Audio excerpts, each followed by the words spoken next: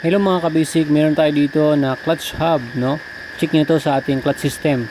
Yung yan, yung nakikita nyo dyan, yung medyo nakainan ng clutch lining na, no? Yan. So, ma-effect na rin po yan sa ating clutch natin. Yan din, no? Yung clutch plate natin.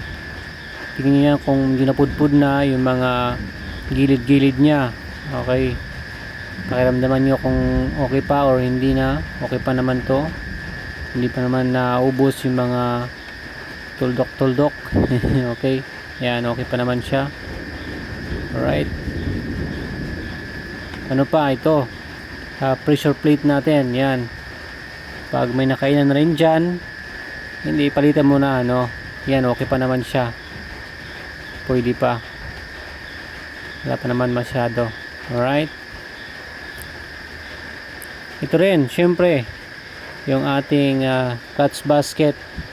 Yan, pag may napansin nyo na talagang bumaon dyan sa may gilid-gilid na nilalapatan ng ating clutch plate, 5 clutch plate natin, yan, dyan, okay pa naman siya, may konting baon pero okay pa yan, pwede pa yan. Alright,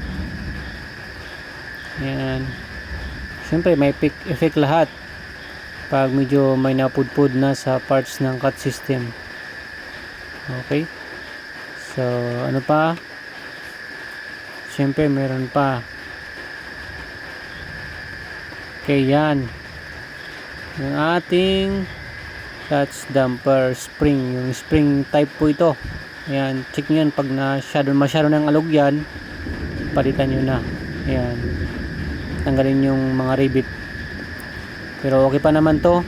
Ayan, so you can see na alog natin, wala pang alog. Okay, yan, so good na good pa. So yun lang mga kabisik, check yung mga yon sa parts ng ating clutch system. Ito pa pala, clutch lining, nakalimutan ko. Okay, yan, check nyo kung pudpud na. Medyo okay pa naman yan.